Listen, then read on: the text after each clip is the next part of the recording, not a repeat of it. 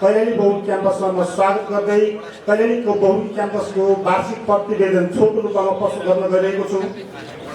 कैलाली बहु क्याम्पसको शैक्षिक गुणस्तर प्रभावित रूपमा रहनमा प्राध्यापकहरूको अध्ययन अनुसन्धान योग्यता क्षमता दक्षता शीघ्र तालिम एवं विकास महत्त्वपूर्ण रहेको छ। प्राध्यापकहरूको शैक्षिक उन्नयनका लागि यस क्याम्पसले सामुदायिक रूपमा रहँदादेखि नै एमफिल पिएचडी अध्ययनको लागि विधा दिँदै आइरहेको थियो र हाल सुदूरपश्चिम विश्वविद्यालयको सबैभन्दा ठुलो शैक्षिक संस्था रहँदै गर्दा पनि प्राध्यापकहरू विभिन्न विश्वविद्यालयहरूमा उच्च शिक्षा अध्ययनमा सक्रिय रहेका छन्। कैलाली बहु क्याम्पसमा प्राध्यापकको विवरण 4 जना प्राध्यापकहरू, सहप्राध्यापकहरू 22 जना, उपप्राध्यापकहरू 22 जना, उपप्राध्यापक करार 8 जना, शिक्षण सहायक पूर्णकालीन करार 32 जना र कोर्स करार 20 जना रहेका छन् भने 1 करोड 20 लाखसम्म प्राप्त गर्न सकिने र यसमा क्याम्पसले यो कार्यक्रम सञ्चालन गरिरहेको छ। त्यस्तै विविध विकासका लागि हामीले युनिसबाट 35 लाख प्राप्त गरेका छौँ भने समता विकासका लागि 8,56,000 प्राप्त र क्षमताका आधारमा यो कार्यक्रम निर्धारण हुन्छ। त्यस्तै कार्य सम्पादनको लागि 23 लाख, वन विज्ञान प्रयोगशाला उपकरणको लागि 1 करोड आएको छ भने इन्क्युबेसन सेन्टर अन्तर्गत 2 करोड, क्षमता विकास तालिमको लागि 1 करोड 3 लाखमा 35 लाख रुपियाँ हामीलाई प्राप्त भएको छ।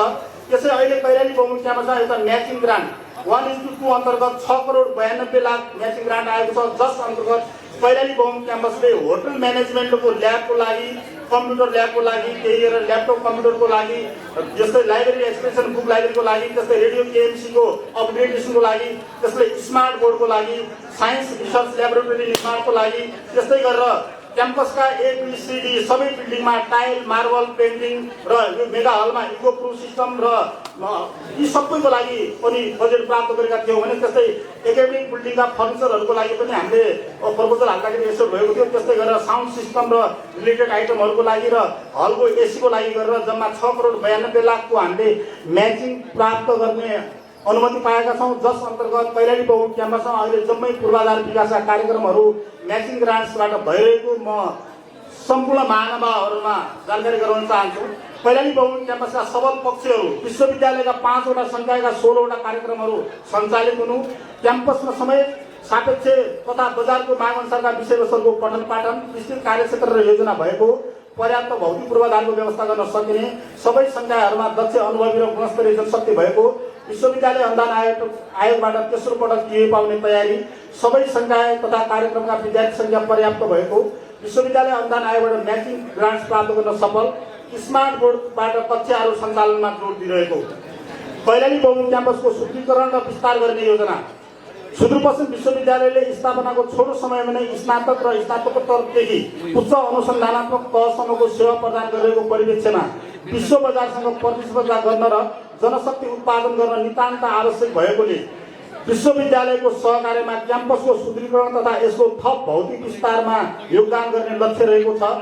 विश्वविद्यालय अनुदान आयोगको निहेप अन्तर्गत जोडकोष कार्यक्रममा सहभागी भएर छनौट भई हामीले तफसिलको म्याचिङ ग्रान्ट्समा परेकोले क्याम्पसको सुदृढीकरण र विस्तारमा निकै सहयोग पुगेको छ। विद्यार्थीहरूको क्षमता अभिवृद्धिका कार्यक्रमहरू सञ्चालन गर्ने योजना रहेको छ। क्याम्पसमा विद्यार्थीहरूलाई एक्सपोजर भिजिटमा प्रोत्साहन गर्ने, सबै संकायमा आवश्यकता अनुसार नन क्रेडिट कोर्सहरू सञ्चालन गर्ने, स्थलगत अध्ययन र अनुसन्धानमा वातावरण बनाउने तयार गर्ने, विद्यार्थीहरूको अतिरिक्त क्रियाकलाप सञ्चालन सम्बन्धी मूल्याङ्कन एवं अनुगमन गर्ने, विद्यार्थीहरूलाई विभिन्न संस्थामा इन्टर्नसिप कार्यक्रमहरू मार्फत सिकाइलाई जीवनोपयोगी बनाउने कार्यक्रम प्रोत्साहन गरी विषयगत रूपमा इन्टर्नसिप गर्न पठाउने। अब क्याम्पसका आगामी योजनाहरू, कैलाली बहु क्याम्पसमा यस शैक्षिक सत्रबाट विद्यार्थी संख्यामा उल्लेख्य वृद्धि भएको छ र क्याम्पसले कक्षाकोठा अभावले क्याम्पस 3 शिफ्टमा सञ्चालन गरिरहेको छ। क्याम्पसले 3 वटा भवन जसमा प्रशासनिक भवन,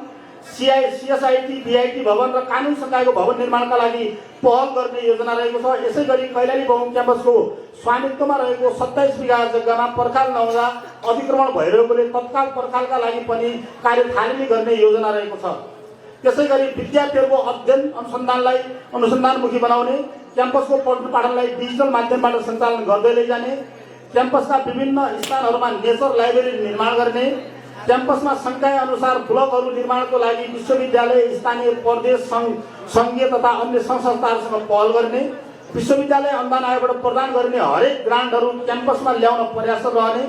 क्याम्पसको वातावरणलाई प्राकृतिक अनुरूप सौन्दर्य राख्न सरसफाइ तथा बगैँचा निर्माणमा विशेष जोड दिने, रोजगारमूलक शिक्षा तथा व्यावहारिक ज्ञान दिन, विभिन्न क्षेत्रसँग सम्बन्धित विज्ञहरूद्वारा अतिरिक्त कक्षा तालिम सेमिनार अनुसारमा जोड दिने। र क्याम्पसले विश्वविद्यालयसँग अब केही नयाँ प्रोग्रामहरू थप गर्नको लागि पनि प्रस्ताव गर्ने योजना गरेको छ, जसमा न्यू प्रोग्राममा master of public administration MPA हामी तयारी गर्दैछौँ, master of journalism and mass communication, master in social work, त्यस्तै master in climatic change, bachelor of engineering computer science. यी हाम्रा अब आगामी प्रोग्रामहरू। त्यसरी कैलाली बहुमुखी क्याम्पसको धेरै कुराहरू भन्न बाँकी छ, समय अभावले मैले छोटो प्रतिवेदन यहाँहरू समक्ष राखेको छु। र यसरी आजका प्रमुख अतिथि, विशिष्ट अतिथि लगायत सम्पूर्ण अतिथिजीहरू, कैलाली बहुमुखी क्याम्पसका प्राध्यापकहरू, आम अभिभावकजीहरू, विद्यार्थी भाइ बहिनीहरू लगायत सम्पूर्ण महानुभावहरूलाई हृदयदेखि धन्यवाद दिँदै आफ्नो प्रतिवेदन यही अन्त गर्दछु। धन्यवाद।